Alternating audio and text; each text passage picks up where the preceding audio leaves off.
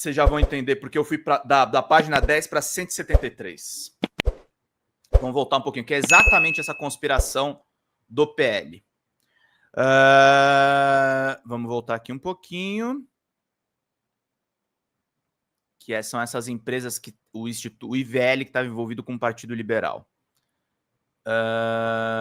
No dia 5 de novembro de 2022, investigados voltaram a trocar mensagens sobre a evolução frente às análises de fraude eleitoral. Éder informa sobre a evolução dizendo: painel comparativo pronto, seguindo a ideia de se tudo fosse novo, SIC, ou seja, projetando o resultado da apuração, caso se reproduzissem em todas as urnas as proporções de votos que eles encontraram nas urnas modelo de 2020, nas quais Bolsonaro, segundo a tese, teria vantagem de votação. Em seguida, se reuniram em videoconferência. Bom dia, Carlos. Tudo bem por aí? Diz o Éder Balbino. Boa tarde, Éder. Tudo bem com você? Avançou na análise? Tudo jóia aqui. Sim, pode ver. Painel comparativo pronto, seguindo a ideia de se tudo fosse novo. Passo o link. Não fazer um zoom em 5 minutos. Pouco após terem se conectado em uma reunião virtual, Carlos Rocha envia uma mensagem com uma questão a ser respondida pelas análises em curso. Ele diz: precisamos responder à pergunta objetivamente, que se a eleição tivesse usado somente as urnas eletrônicas modelo 2020, o Bolsonaro teria vencido as eleições? Éder diz: ok. Ok. Às 9h25 da manhã, Éder responde Carlos. Bom dia, Carlos. Tudo bem? Análise concluída. Estou saindo agora. Podemos falar às 14 horas, às 2 da tarde? E explica a metodologia adotada. A revisão ocorre apenas nas cidades com até 100 mil eleitores, por serem mais homogêneas. As demais não vão ter votos ajustados para a urna de 2020. As urnas mais novas. No dia 7 de novembro de 2022, Éder envia 2 mensagens para Carlos Rocha, evidenciando que, ao melhorar a base de dados, os novos resultados não indicam qualquer favorecimento ao então candidato Lula, em razão do modelo da urna. Diz o seguinte: 2 pontos importantes. Primeiro, aquela simulação só com locais de votações com ambos os tipos de urna tinha dado um resultado muito significativo e com a variável de tipo de urna que havíamos criado. Agora, com base na qual compartilhei conosco, não há mais diferença. Eles sabiam que essa tese da troca das urnas era furada. É o que a Polícia Federal está apontando na investigação. Na simulação trazendo votos para a urna de 2020, o Bolsonaro ganha em 2 situações. Aqui ele escreve errado. Convertendo todo o país para as urnas novas e convertendo os municípios com até 100 mil eleitores. Já com municípios abaixo de 50 mil eleitores, ele não vence. Revisei os valores, diz ele. É o Éder Balbino que diz para o Carlos Rocha. No dia 8 de novembro de 2022, às 17h04, Carlos Rocha envia um link do TSE que permite baixar um arquivo compactado, ao que Éder responde: excelente, é a nossa fonte oficial agora. No dia 9 de novembro de 2022, 2 anos atrás, tá, gente? Carlos Rocha encaminha para Éder Balbino mensagens enviadas por Tony Caleri França, engenheiro graduado em Engenharia da Computação pelo ITA em 2003. As mensagens estão relacionadas a identificar o local onde estaria o código identificador da urna eletrônica. Carlos Rocha diz que encaminhou a pergunta para Tony e encaminha a resposta. As mensagens encaminhadas por Tony evidenciam que a tese da fraude das eleições com base no modelo da urna eletrônica não possuía qualquer fundamento técnico. Primeiro, ele encaminha uma mensagem relacionada ao identificador da urna. Você quer saber da identificação da urna que foi usada, né? Como se fosse um serial number. Olha, lá dentro do meu banco de dados, se não tiver dentro da tabela BU, que é o dado bruto lá, que eu importei do TSE, tudo bem. Eu excluí algumas colunas que eu não precisava. Se não estiver lá e se não estiver na planilha BU do TSE, eu acho que você só vai encontrar essa informação dentro do log, né? Se tiver essa informação em algum lugar, deveria ser no lock. No mesmo lugar onde eu tirei o número do modelo, mas aí eu tô chutando. Eu não sei exatamente, meus caros, minhas caras. É isso aí, Renata. Vamos contribuir, gente. Cadê os superchats? Cadê os Pix? Eu sei que é fim de mês, mas olha o que eu tô trazendo para vocês. Eu tô trazendo ouro para vocês. Isso aqui é em primeira mão. Não tô lendo matéria da Veja, não tô lendo matéria do DCM, não tô lendo matéria nem da Folha Democrata. Eu estou mostrando no documento que tá. Em seguida, Carlos Rocha encaminha outra mensagem de voz por Tony, em que afirma ter descoberto uma informação importante. Mas aproveitando, deixa eu te mandar logo uma informação importante aqui que eu descobri ontem. O áudio é seguido de mensagens de texto, também encaminhadas por Carlos Rocha, que teriam sido enviadas por Tony, em que diz: achei um fato novo que aparentemente enfraquece a crença na fraude da urna velha versus urna nova. A mensagem seguinte detalha o fundamento da conclusão. Percebi agora que existe uma coluna NR local de votação na tabela BU, que eu não levei para a tabela, e ali tem 163 locais de votação mistos. É uma pena que sejam tão poucos. Ainda deu uma vantagem para o Lula, mas não é uma vantagem absurdamente improvável. Ou seja, o Bolsonaro ia perder de qualquer jeito. Eles tentaram, inclusive, fraudar urnas, com um especialista do ITA alertando eles a respeito do problema. Esses dois consultores aí, do PL, tá? Envolvendo os militares. Mauro Cid estava sabendo disso aqui. Mauro Cid estava sabendo disso aqui. Vamos seguindo aqui, que isso aqui é gravíssimo.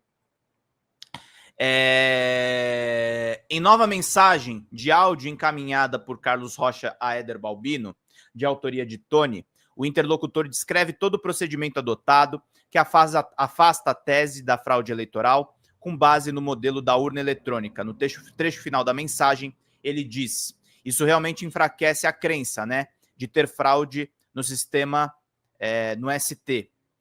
O TSE ter cometido o erro de misturar as urnas honestas com as urnas desonestas dentro do processo eleitoral, né? Ou seja, é a explicação, né?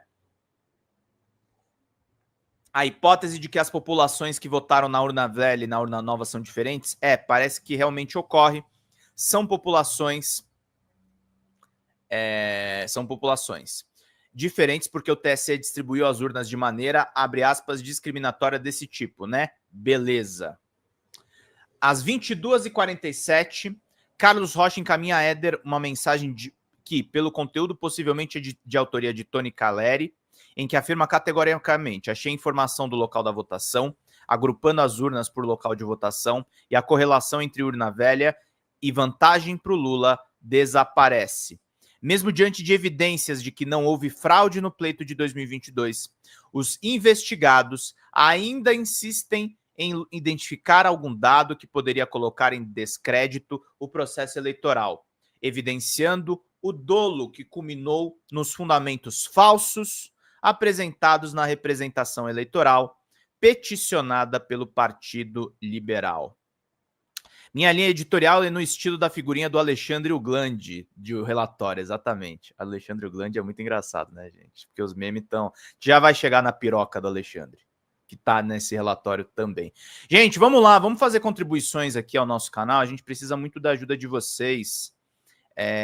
Um Pix em qualquer valor, gente. 51 pessoas assistindo. Espero que vocês estejam gostando do resumo que a gente está fazendo aqui para vocês, porque é um relatório de quase 900 páginas. Nós estamos aqui efetivamente explicando para vocês o que está acontecendo e qual é o grande risco. Esses caras vão ser presos, tá? Esses caras vão ser presos, esses caras vão ser punidos. A questão agora não é se, e sim quando. Não tem a menor dúvida de que isso vai acontecer. E a gente está aqui só no aguardo da cadeia para todos esses golpistas, meus caros, minhas caras. Estou postando um negócio aqui que eu tinha esquecido, mas vamos aqui seguir e fazer muito bem o nosso trabalho. Meus queridos e minhas queridas, estou aqui lendo bastante tempo aqui o documento, 40 minutos de leitura. Vamos lá, que é muito importante. Eu vou seguir aqui nesse trecho. No dia 19 de novembro de 2022, às 13h26, Carlos Rocha encaminha a seguinte mensagem para Éder Balbino. O Valdemar da Costa Neto pediu a tabela de votos por unidade da federação, Bolsonaro e Lula, só nas urnas de 2020. Isso que estou fazendo agora para o Márcio, 10 minutos, diz o Éder Balbino. Os investigados tentaram avançar em outra frente relacionada aos arquivos de logs das urnas eletrônicas. O IPJ, nesse procedimento, descreveu várias trocas de mensagem entre Carlos Rocha e Éder Balbino no mês de novembro de 2022, relacionadas à identificação de possíveis fraudes ou vulnerabilidades nessa linha de atuação. Os investigados compilaram e processaram vários arquivos de dados disponibilizados no Tribunal Superior Eleitoral, no TSE, na busca de alguma inconsistência. No dia 17 de novembro de 22, Carlos Rocha diz a Éder Balbino: precisamos encontrar incidências nos arquivos de log de urna que mostrem erros, stack overflow, nome de eleitor. O nosso objetivo é aprofundar as análises dos arquivos de log de urna. Neste momento, não queremos analisar os outros arquivos, somente o log de urna. Em resposta, Éder Balbino descreve que os dados constantes nos arquivos disponibilizados pelo TSE, enfatizando que ele não mostra o nome das pessoas. O voto é secreto, né, queridos? O voto é secreto. No dia 18 de novembro de 2022, Carlos Rocha solicita que Éder Balbino participe de uma reunião virtual com o presidente do PL, Valdemar da Costa Neto. Carlos Rocha diz: pode entrar no Zoom com o presidente do PL agora, Éder? Ele diz: posso. Em relação aos fatos que subsidiaram a representação eleitoral do Partido Liberal, visando anular os votos computados nas urnas de modelo anterior ao ano de 2020, a análise identificou trocas de mensagens entre Carlos Rocha e Éder Balbino que evidenciam a consciência e a vontade de propagar informações falsas, que serviriam para manter as manifestações antidemocráticas ativas em frente às instalações militares e substrato para a decretação do estado de defesa no Tribunal Superior Eleitoral, pelo então presidente da República, Jair Messias Bolsonaro. No dia 15 de novembro de 22, a partir das 13h33, Carlos Rocha envia a Éder 2 mensagens que foram apagadas e não recuperadas. Éder responde que está saindo de Uberlândia, baixei, vou ler e com internet eu já respondo. Às 15h30, Éder Balbino envia uma mensagem de áudio a Carlos Rocha, que diz que está lendo o documento, mas que teria algumas considerações a fazer. Eu vou chegar num ponto que vai ser bem interessante, tá, gente? Ele diz aqui: boa tarde, Carlos. Estou lendo o documento. Transcrição automática do WhatsApp, tá, gente? Mas está bem mais difícil aqui na estrada. Mas eu já tenho algumas considerações. Mais tarde eu te passo, tá bom? A hora que a gente parar aqui, talvez num restaurante eu escrevo bonitinho aqui, beleza? Abraço, grifou-se. Às 19h39, Carlos Rocha encaminha uma mensagem contendo a sua declaração sobre o trabalho de fiscalização das urnas produzidos pelo PL e uma publicação do site antagonista. Obrigado, minha querida. Olha só, Renata Rosica, mandei 15 de Pix. Bora contribuir, camaradas. Obrigado, minha cara. Obrigado mesmo. Olha só, já temos aí uma contribuição de 15 para nós, o que é excelente. E vamos lá, meus queridos e queridas. Vamos fazer bem aqui o nosso trabalho para a gente seguir aqui. Tô trazendo para vocês informações em primeira mão, tá, gente? Eu duvido que as outras lives estejam fazendo isso aí que eu estou fazendo com vocês. Elas estão fazendo? Então, se elas não estão fazendo, vocês venham aqui e contribuam, porque a gente precisa muito da ajuda de vocês, tá, gente? Precisamos de 76 pila nesse momento e de um membro. Lucão já contribuiu, já teve um monte de gente que contribuiu. Então, é muito importante aí que vocês cheguem chegando e já contribuam para a gente seguir aqui com tudo, meus caros. Às 19h39, Carlos Rocha encaminha uma mensagem contendo a sua declaração sobre o trabalho de fiscalização das urnas produzidos pelo PL e a publicação no site antagonista de uma versão obsoleta do relatório que seria entregue ao TSE. Em seguida, ele diz: alguém vazou com um S uma versão em construção do nosso relatório de fraude das urnas, que foi publicada pela imprensa. Queridos, eu conversei com o repórter do antagonista ontem.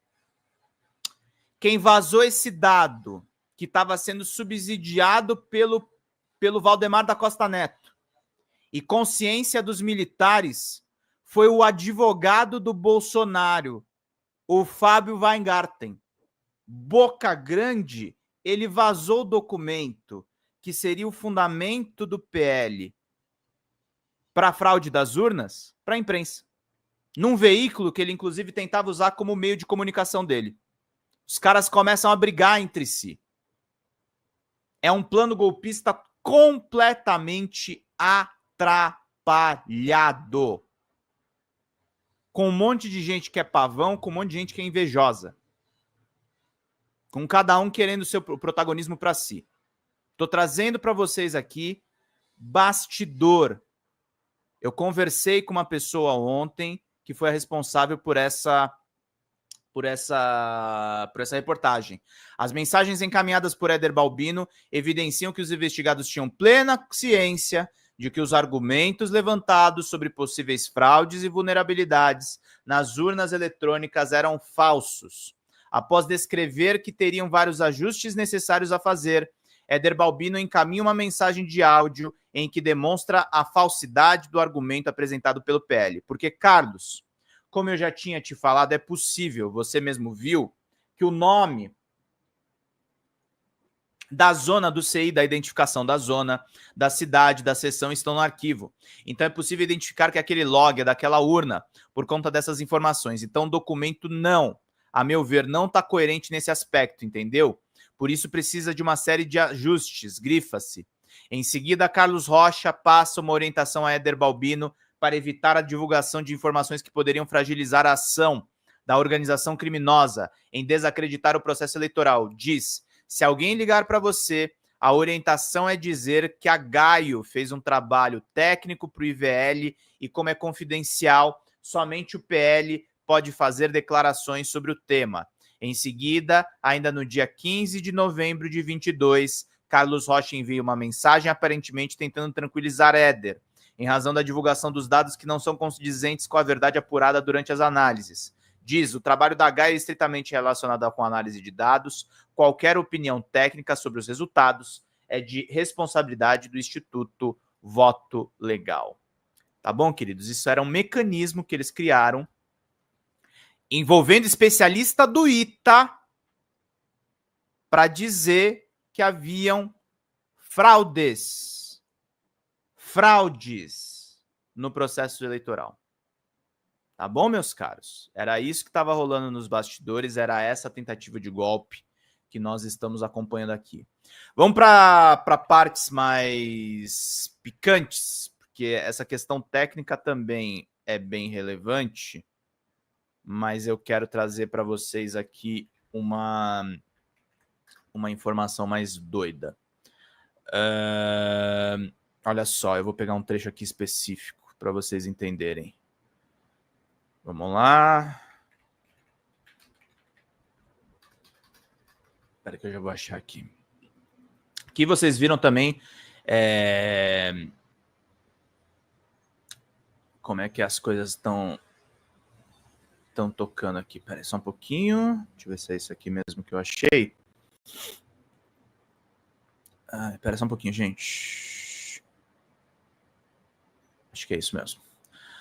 Vamos lá, eu vou voltar um pouquinho. Não, não é isso aqui não. Pera aí. Vou andar mais um pouco.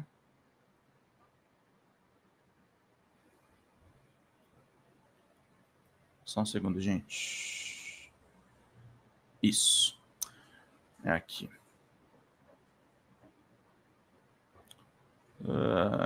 É isso aqui mesmo, Pedro? Só um minuto. Não, não é. É isso mesmo, tá certo. Vamos voltar aqui um pouquinho, eu vou ler aqui para vocês. E eu vou dar zoom. Agora a gente vai para a conversa dos militares em si, tá, gente? Vou voltar um pouquinho. A equipe de investigação realizou uma análise das estações de rádio, as IRBs, são geolocalizações isso aqui, tá, gente? Conexões do celular que está na tela, utilizado pelo militar Rafael de Oliveira no período de interesse. No meio da tarde do dia 6 de dezembro, o plano todo foi executado entre novembro, dezembro e aí depois desencadeia no 8 de janeiro de 2023 e ações subsequentes. No meio da tarde do dia 6 de dezembro de 22, Rafael de Oliveira deixa a cidade de Goiânia com destino a Brasília, conforme extratos de estações de base, ERBs, fornecidos pela operadora de telefonia. Ele teria chegado na região de Épia, na altura do núcleo Bandeirante, por volta das 16h37, conforme imagem de geolocalização abaixo. Em seguida, Rafael de Oliveira se desloca no sentido norte da Épia, pegando 2 ERBs na direção de Cruzeiro e da outra na quadra dos Generais, onde residia Mauro Cid, respectivamente às 16h56 e às 17h08. Conforme demonstrado no tópico, às 17h34, o aparelho telefônico utilizado por Rafael de Oliveira esteve conectado a 2 estações de rádio que cobrem o Palácio do Planalto. A última conexão a essas antenas foi às 18h38, indicando permanência até então.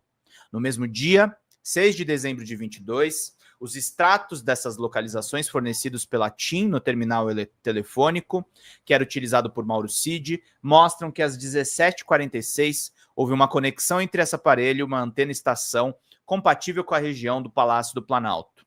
Ainda conforme descrito, no dia 6 de dezembro de 22, o ajudante de ordens Diniz Coelho, que estava em plantão na ajudância de ordens da Presidência da República, informou as movimentações de Jair Bolsonaro. Às 16h46, o então presidente da República acompanhou a posse dos ministros do Superior Tribunal de Justiça, conforme mensagem enviada no grupo de WhatsApp noticiado pela imprensa e transmitido pela TV Brasil. Na mensagem, Diniz diz: presidente da República deslocando-se para o Superior Tribunal de Justiça.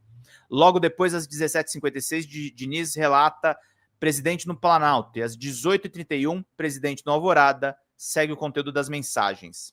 Dessa forma, conforme exposto, fica evidenciado a presença concomitante de militares Rafael de Oliveira e Mauro César Barbosa Cid na região do Palácio do Planalto, em horário compatível com a presença do então presidente da República, Jair Messias Bolsonaro, por aproximadamente 30 minutos no local. Ademais, conforme descrito no tópico 6.2,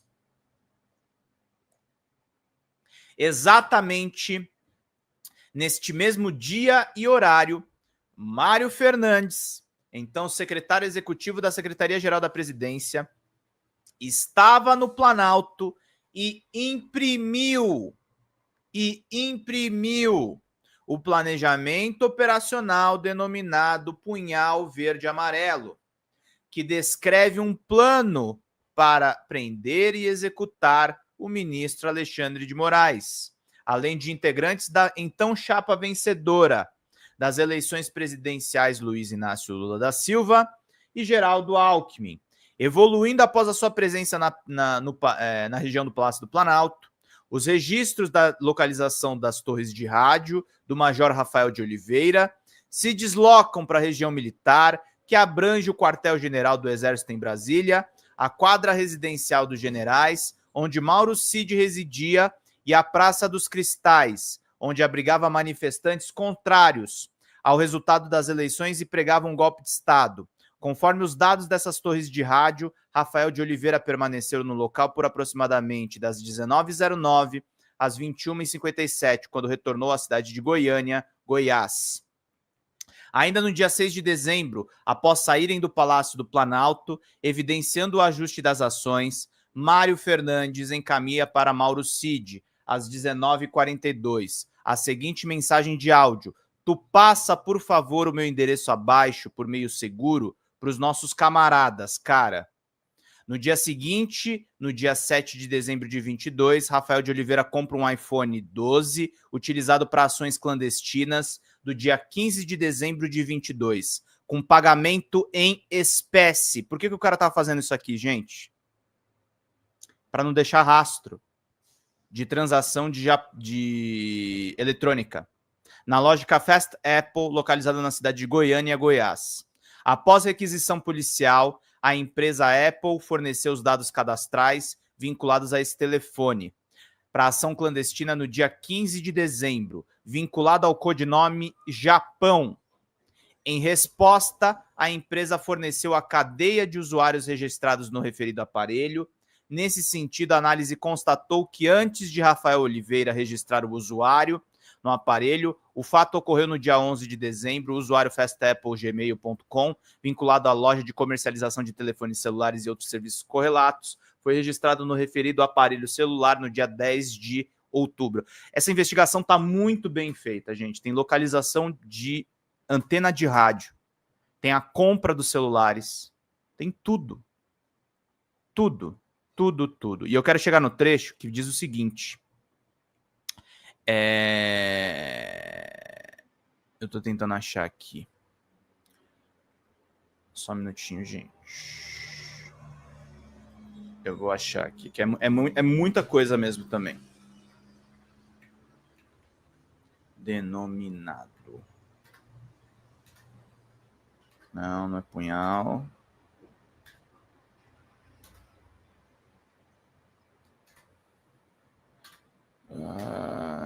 Peraí. Cadê? Não tô achando. Eu vou andar mais um pouquinho aqui, peraí. Denominado centro de gravidade, gabinete do ódio, punhal verde e amarelo. A gente vai achar aqui, gente. Não esqueçam, gente, Pix, Superchats, contribuições. A gente já vai para as matérias de hoje, gente, que realmente eu precisava mostrar para vocês o que é esse documento aqui.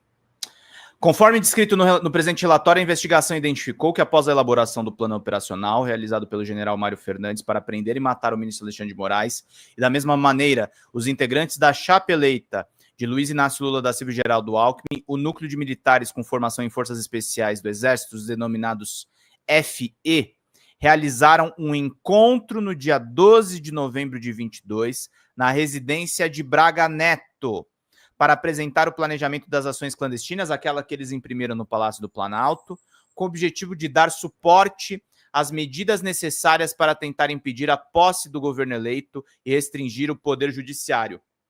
A reunião ocorreu com o tenente-coronel Mauro César Barbosa Cid, o major Rafael de Oliveira e o tenente-coronel Ferreira Lima, oportunidade em que o planejamento foi apresentado e aprovado pelo Braga Neto.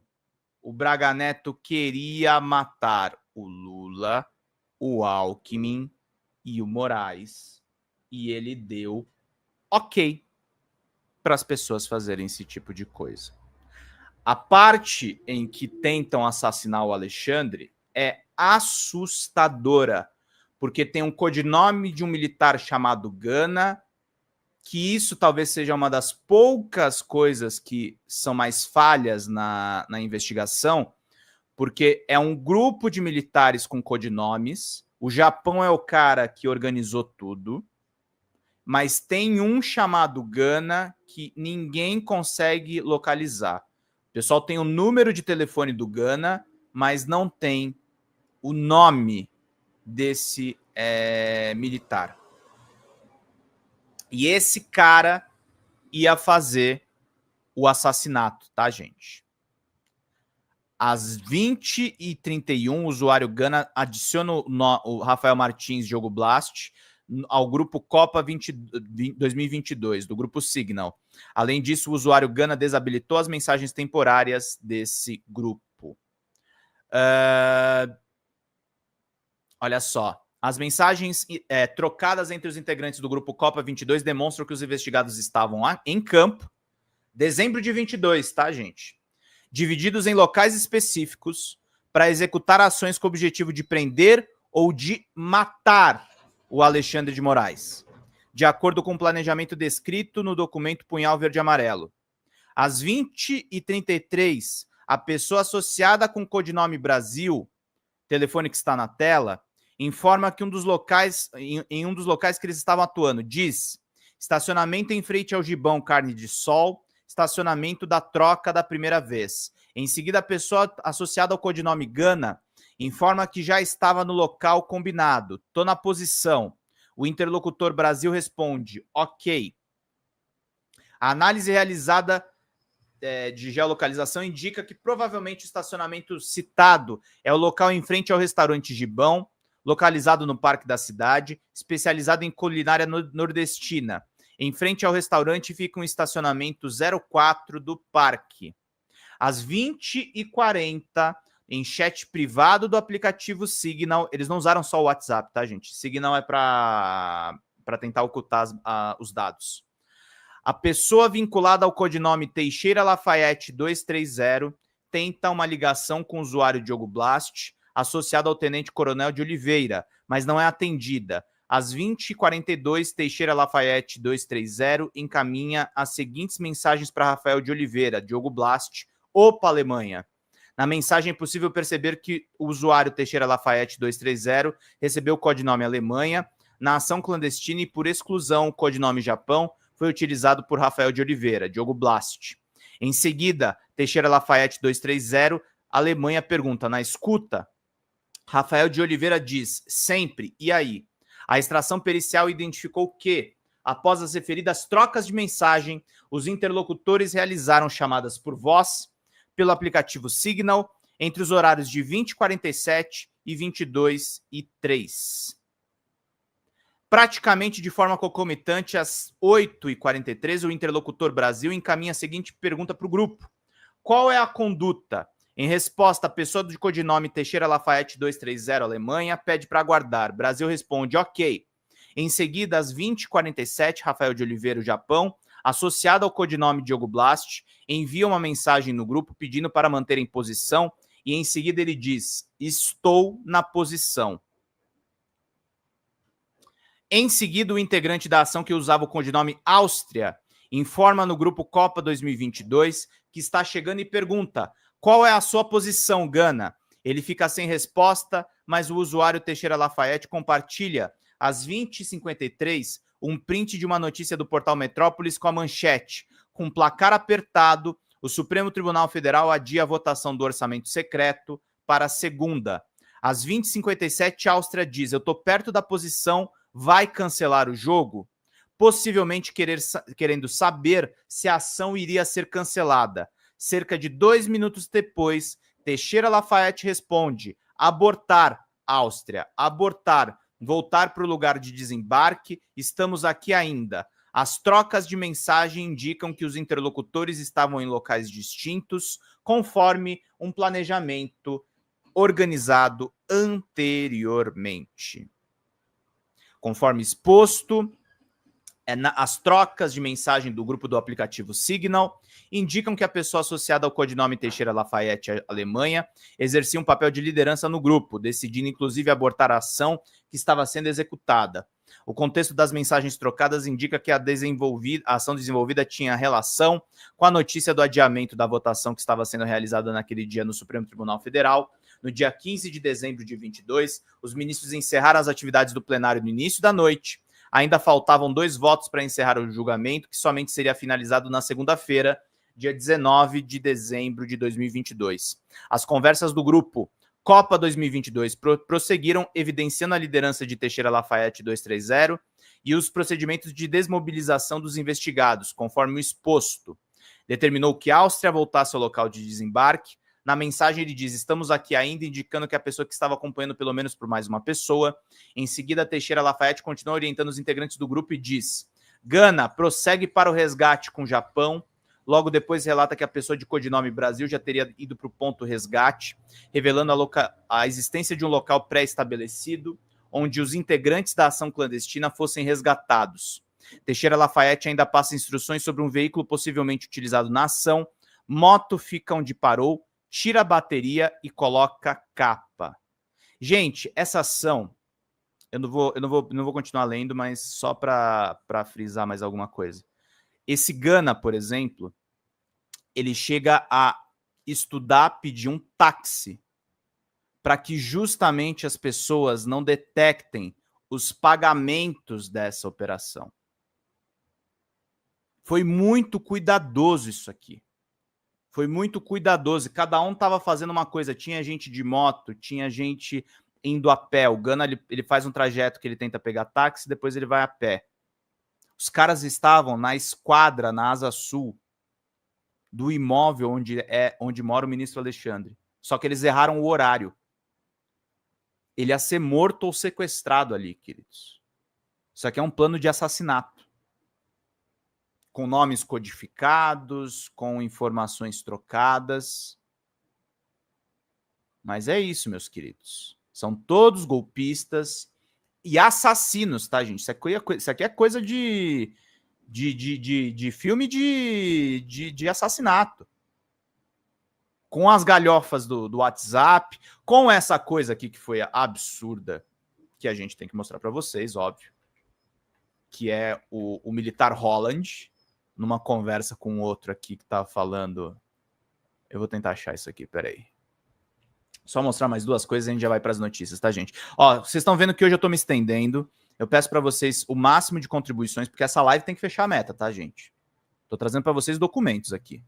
Ó, isso aqui é sobre a minuta do golpe. A análise do celular apreendido em poder do tenente-coronel Ronald Araújo evidenciou a dinâmica da confecção da minuta golpista. Logo depois de Mauro Cid enviar o contato, Ronald Araújo encaminha a seguinte mensagem para Anderson Moura. Hop, Cid me ligou. Anderson encaminha uma foto que não era possível recuperar. Em seguida, evidenciando os ajustes para a assinatura da carta, Ronald diz: e aí, como é que a gente faz para reunir os nomes? Tem um grupo? Já acionei um camarada de 2000 que também vai aderir e acionar outros. Em resposta, Anderson Moura diz: show! Após as mensagens, os investigados se falam por ligação de voz por meio do aplicativo de WhatsApp durante 2 minutos e 14 segundos. São militares falando aqui, tá, gente? Em seguida, Anderson Moura encaminha um link para uma reunião virtual marcada para as 20 horas. O evento apresentava o tópico Patriotas pelo Brasil. O aplicativo software a ser usado foi o Zoom. No mesmo dia, 26 de novembro de 2022, após receberem a orientação de Mauro Cid, Sérgio Cavalieri e Roland de Araújo trocam mensagens que demonstram suas participações na propagação e captação de assinaturas de militares para a carta com teor antidemocrático. E aí eles botam o Alexandre de Moraes com uma piroca na cabeça. Hop, gordo, fala, safado. Tá relacionando os comparsas? Vamos ser presos por ele. Ótimo. Quantas adesões até agora? Peraí.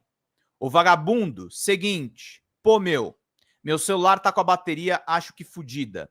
Tá custando carregar aqui, aí eu não consigo sair de perto da porra da tomada aqui. Ainda não, cara. Só falei agora com o Celso, que já fez merda, né? Foi lá no grupo lá, aparece lá e falou pra caralho e saiu. Ou seja, eles têm tretinha de zap também. É o Curupira Preto, mané. É o mestre dos magos da Wakanda. Aí, porra, alguém falou pra mim que tava falando. Aí eu falei, porra, negão, não é pra ficar falando essa porra, não. Crioulo é foda. Olha ele sendo racista aqui, né? É empolgado demais, velho. E aí eu falei com o Mendes, mané. Só, entendeu? Porra, a gente tinha que talvez montar um grupo, né, cara? Entre eu e você, já que assim a gente começa a conversar ali e o cara que achasse que é ponta firme e botar pra dentro, né, cara? O cara tem que estar consciente de que, porra, pode dar merda, né? O cabeça de piroca vai atrás desse aí. É um francês maravilhoso isso aqui, né, queridos? Esses são os grandes militares brasileiros. Última coisa que eu quero mostrar do documento é isso aqui, tá?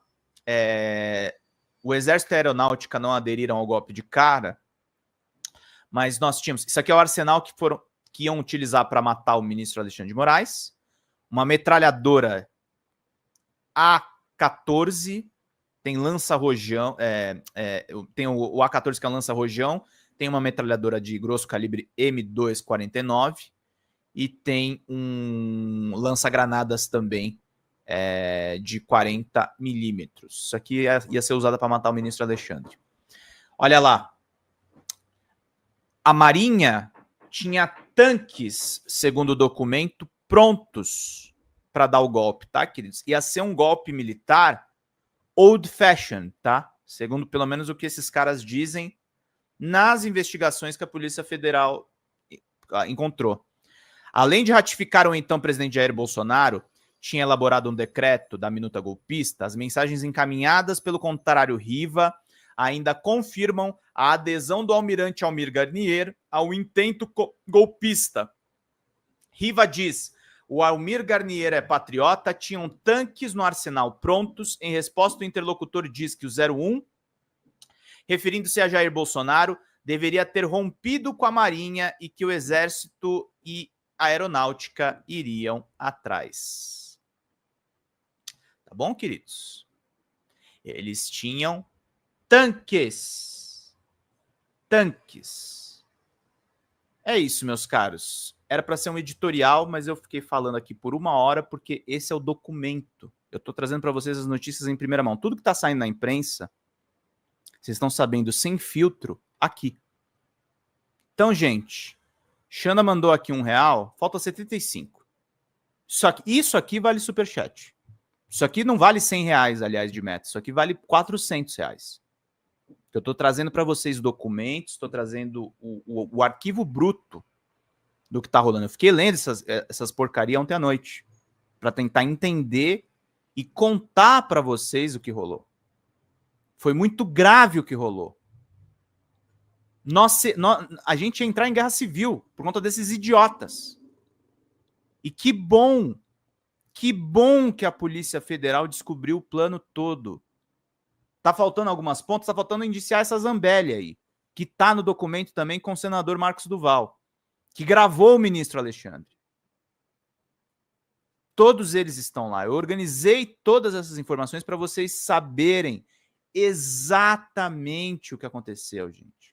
Fala, pessoal da Folha Democrata, aqui é Pedro Zambarda, editor do canal, falar um pouquinho a respeito da necessidade de vocês financiarem a Folha Democrata, gente. A Folha Democrata é financiada através de um Pix chamado Folha Democrata, é o endereço do Pix, né? folhademocrata@gmail.com. Nós precisamos do nosso jornalismo financiado por vocês que são do nosso público, porque nós passamos vários perrengues aqui com o YouTube, vocês sabem muito bem. E mesmo assim, graças a essa comunidade muito unida, a gente conseguiu fazer lives históricas, acompanhar praticamente ao vivo a campanha do Guilherme Boulos, trazer informações exclusivas a respeito de Gustavo Gayer, de Olavo de Carvalho, de todos os bolsonaristas, combater as fake news e tudo o que a gente acompanha. Por R$80 no nosso Pix, você ganha um curso de roteiro para série, o que é muito importante se você é artista, roteirista, se você lida com essas